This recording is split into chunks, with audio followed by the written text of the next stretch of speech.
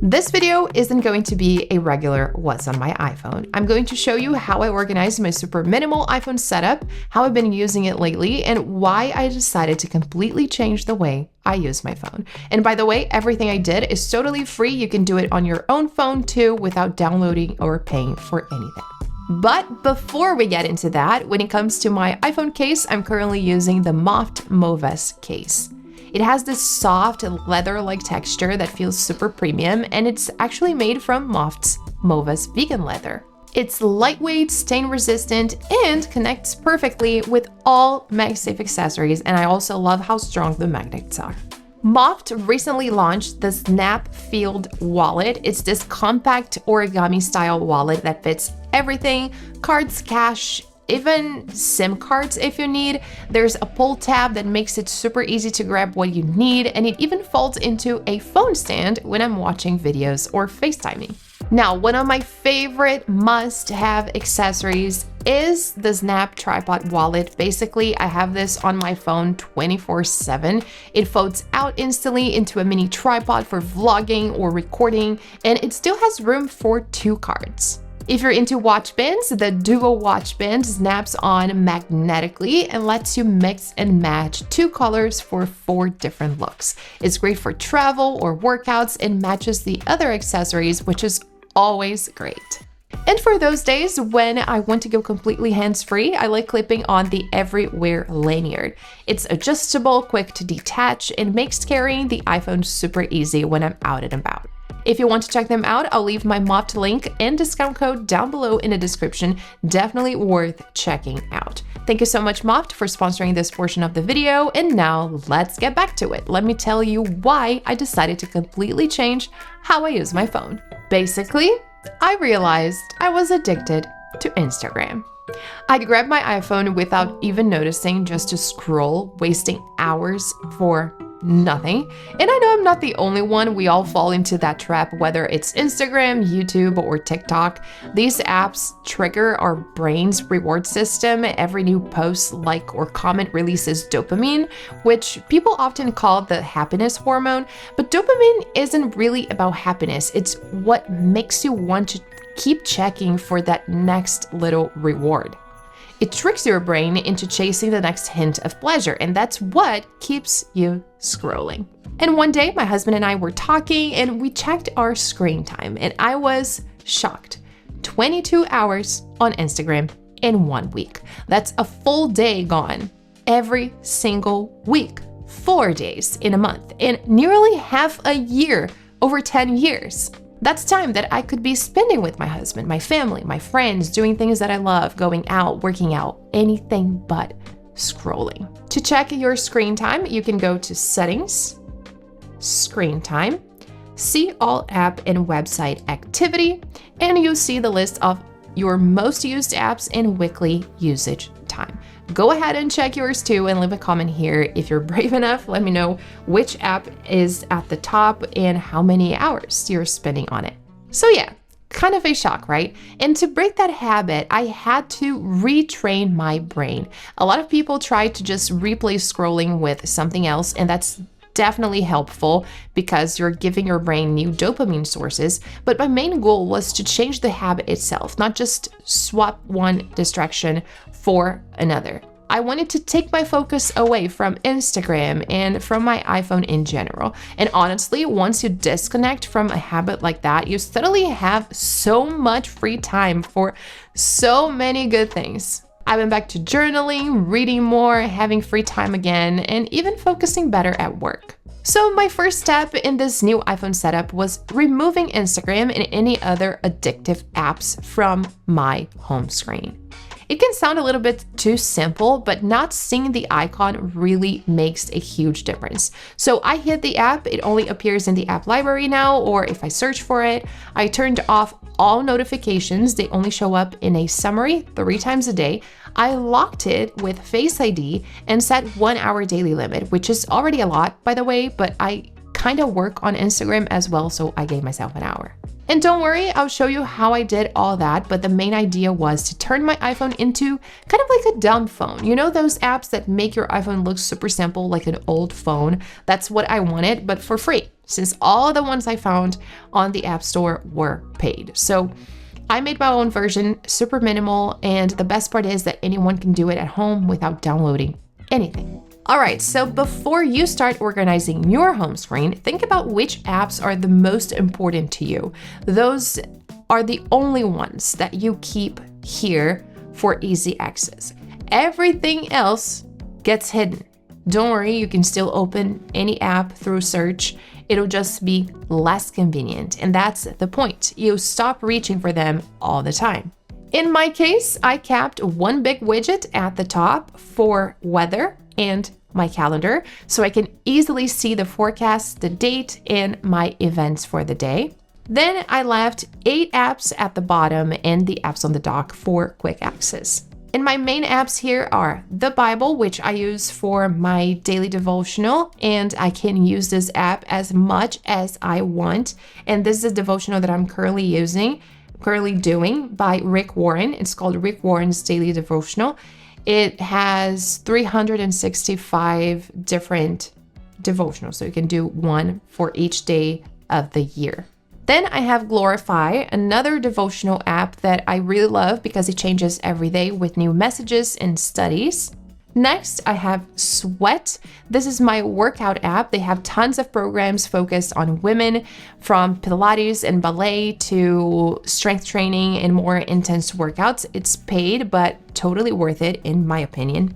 Then I have MyFitnessPal to track my calories and macros.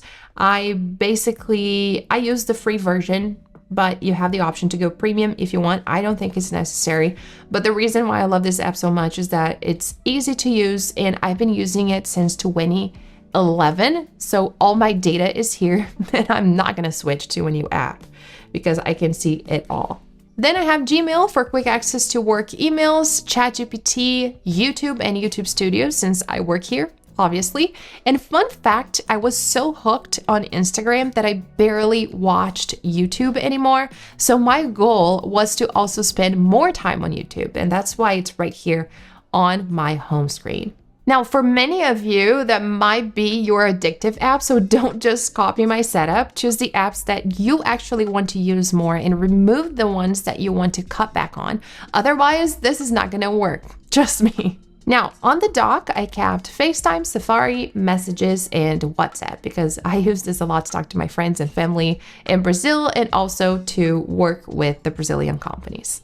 Then, since I didn't want any extra distractions or another home screen page, because if I swipe left, I go to my app library, I think that putting more apps here would kind of defeat the purpose. So I added a few key widgets to the widget page on the left side. The first one is the Ultra Human widget to check data from my Ultra Human Ring Air, like my sleep, steps, and more. I have several videos about the Ultra Human Ring Air here on the channel, so check them out if you haven't yet. And I also left a discount link in the description for you if you're interested. Next, I have Apple Fitness because I like to track my rings. I still can't let go of those. Since I bought my first Apple Watch, I keep track of it. So I want to have easy access to it. The third one is Todoist for quick access to my daily tasks. I keep my events or time blocks on my calendar and then my daily tasks here on Todoist. And then I have Zero to start and end, basically to track all of my fasts. I do intermittent fasting, and this app makes it super easy because you basically choose for how long you want to fast. So if I tap here on added 16-hour goal, you have the option to choose between 13, 16, 18, 20 to 36 or your custom fast. And I change it every day. So if I want to set for 18 hours, for example, I just click here. And as soon as I'm done with the last meal of the day, I just have to press here on start fasting. And as soon as I start my first meal of the next day, I just press here on end fasting, and it keeps all history of all my fasts. It's really good. Now let's get into the tutorial part of this video, how I got this whole look on my iPhone and how I set those Instagram settings that I mentioned earlier. Starting with the icons. Now with iOS 26, we finally have tons of customization options. For a long time, we had to rely on third-party apps to do this, but now it's way easier. So you just press and hold on the home screen, tap on Edit, Customize, and here you can choose between standard, dark, transparent, or tinted. So default, dark, clear, or tinted. I've been loving the clear one because it looks super clean and neutral, but then you can also choose light, dark, or auto, which changes based on your iPhone settings. Mine is set to light because I just think it looks better. It's definitely up to you. Then if you want to pick your color, you need to choose tinted and then you slide to choose the exact color that you want and also how dark or light you want it. On the lock screen, I also added some widgets for quick access. So I have calendar, weather, and fitness again. And I know you always ask about wallpapers. This one is actually a photo that I took right here in Turin. So if you want, I can share it with you. Just let me know down below in the comments. Also, after a year with the iPhone 16 and not using the camera control button, I started using the camera control to launch the camera when my iPhone is unlocked, since I don't have the app on my home screen anymore. And sometimes I also use the camera icon straight from the lock screen. Okay, now before we wrap up, let's go through those Instagram settings: limiting app usage, reducing notifications, and enabling Face ID to open it. To limit app usage, you're gonna need to open Settings, go to Screen Time, App Limits, tap on Add Limit, Social, Instagram, tap on Next, and here you can choose the maximum amount of time that you want to spend on the app. Mine is set to 1 hour. Then you tap on Customize Days to choose the days of the week. For example, if you want to not have a limit on Saturday and Sunday, you can just change it right here. But I want to have the limit every single day, so that's how I left it. Then you tap on the check sign to save it. I'll delete this one because now I have it doubled. And to reduce notifications, you go back to Settings, tap on Notifications, go all the way down to Instagram, and adjust as you prefer. I set mine to show only in the scheduled summary, which pops up at 8 a.m., noon, and 6 p.m. Under Always Deliver Immediately, I kept only time-sensitive notifications and turned off DMs since I get way too many, and it didn't make sense to get distracted all day with random notifications. My thinking is, if it's not urgent, it can wait, and no one's ever gonna contact me about something urgent through Instagram anyway.